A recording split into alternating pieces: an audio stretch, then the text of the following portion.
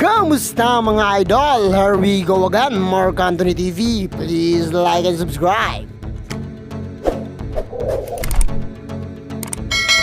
Nangyari na nga ang pinakahihintay ng lahat, ang bakbakan ng dalawang YouTuber dito sa Pilipinas, Boy Tapang versus Russell Brusko. Pinakitaan tayo ng mahusay na laban, isang malupitang laban sa pagitan ng dalawang manlalaro. Kitang-kita natin na handang-handa itong dalawa bago umakyat sa ring. Saksi tayo sa pinagdaanan nilang dalawa kung saan ay pinagsikapan talaga nila na maging maayos sa parating na laban. At ngayon ay nasaksiyan na nga natin ang laban ng dalawang idolo. Kung babalikan natin ang istorya mga idol, ay nadawit nga itong si Russell at Boy Tapang sa hindi pagkakaintindihan, kung saan napuspo ng laban noong nakarang linggo dahil sa pananakit ng tiyan ni Boy Tapang.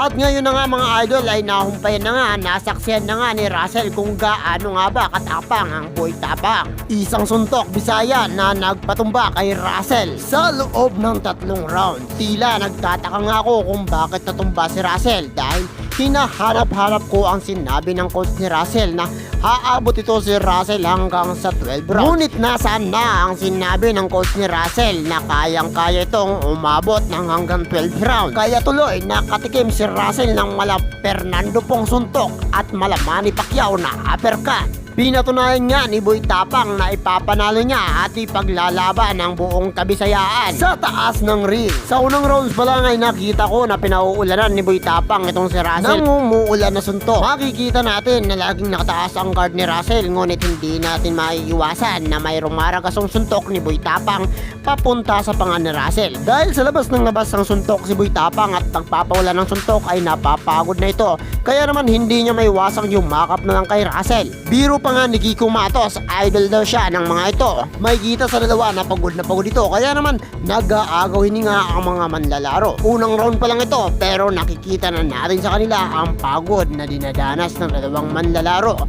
Tinatalon-talonan pa ito ni Russell sapagkat pagod ito. Sa pangalawang rounds ay makikita natin na handang-handa ng dalawang maglalaro. Kalmado ang dalawa at nagbibigay ito ng jab. Ngunit si Boy Tapang ay inoobserbaran ang mga galaw ni Russell sapagkat bibigay ito at bibirada ng kanyang malakas ang suntok. At gaya nga ng sinabi ko na magbibigay ito si Boy Tapang ng sunod-sunod na hook kung saan natatamaan si Russell sa ulo. Ngunit binanatan naman si Boy Tapang sa tagiliran. Nag-iinit talaga ang laban ng dalawang kupunan. Naglabas din ng hook itong si Russell ngunit hindi ito tumama kay Boy Tapang. Kaya naman yung makap na lang ito at tinahawakan sa leg. At agara naman sinaway ng referee. Sa pagbabalik ay kalmado ang dalawa, ngunit nag-iinit na itong si Boy Tapang kaya pinlabasan ito ng malupitang hook at binugbog itong si Russell at tumanggap ito ng mga malupitang suntok. Kaya naman napayakap na lang ito at pilit ang tinutulak itong si Boy Tapang. Sumablay ang suntok ni Russell at niyakap itong ni Boy Tapang at agara naman ina-uppercut na malaman ni Pacquiao ng suntok. Ngunit hindi tumama, sayang na sayang talaga. Maraming suntok itong si Boy Tapang na hindi tumatama, kaya naman ito ang nagiging sanhi ng pagkahingal ni Boy Tapang.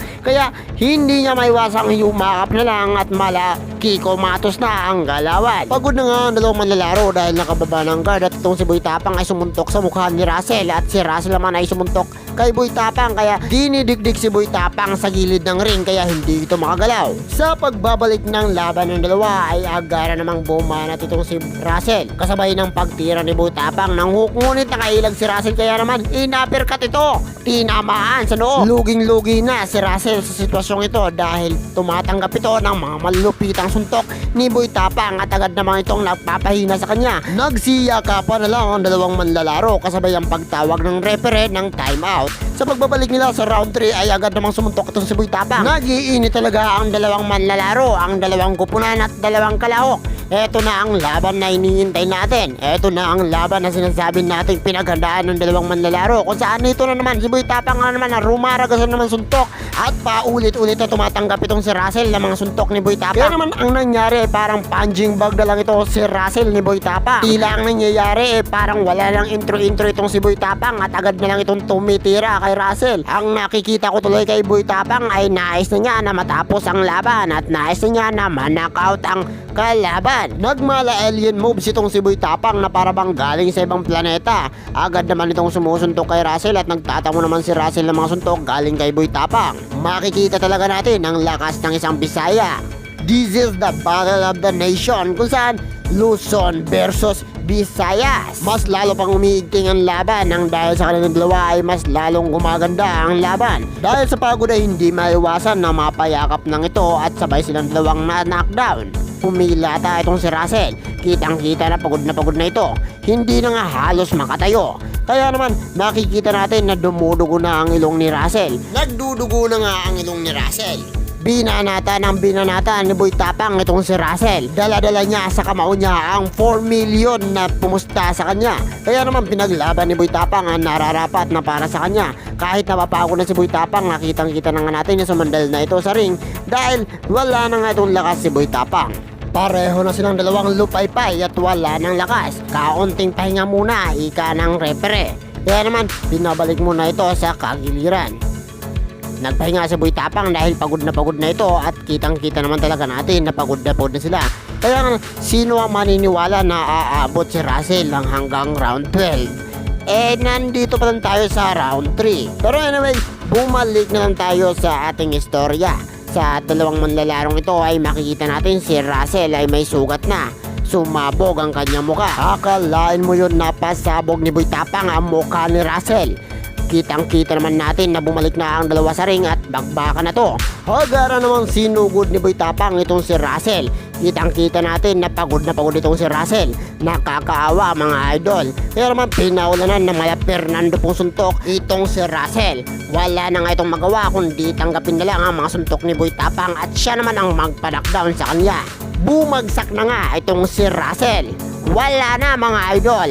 Finish na. Agara namang binuhat at itinayo itong si Russell. Wala na talaga itong si Russell. Do paypay na talaga. Hindi na kaya. Hindi na kayang tumayo. Bagsak na talaga si Russell.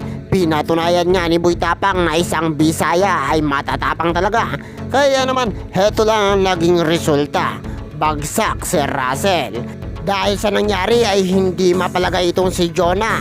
Alam naman natin na si Jonah talaga ang hari ng yabang. Pinigilan ito ng mga bouncer dahil nagwawala umano itong si Jonah. Hindi niya matanggap ang nangyari sa kanyang manok na tila bumagsak ito. Ano kaya masasabi ni Jonah? Nang kinuhanan ni makagago itong si Jonah ng opinyon ay sinabi niya na may ibang dayrayang nagaganap. Sinabi ni Jonah na habang hinahawakan daw sa leeg itong si Russell ay sumusuntok pa rin itong si Boy Tapang.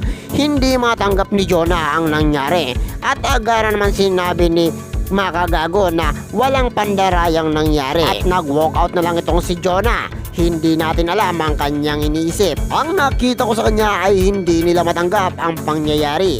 Hindi nila matanggap na na-knockdown nitong si Russell. Ang nilalait nilang Boy Tapang ang siyang magpapatumba sa umiinom ng mineral. Kaya naman natikman na nga nila ang lasang kanal na magpapatumba sa kanila. Hanggang dito na lang tayo mga idol. Kung nagustuhan mo ang laban na ito ay baka pwede makahingi ng like and subscribe. Pindutin nyo na rin ang notification bell para palagi ang update sa mga video na kagaya nito. Maraming salamat!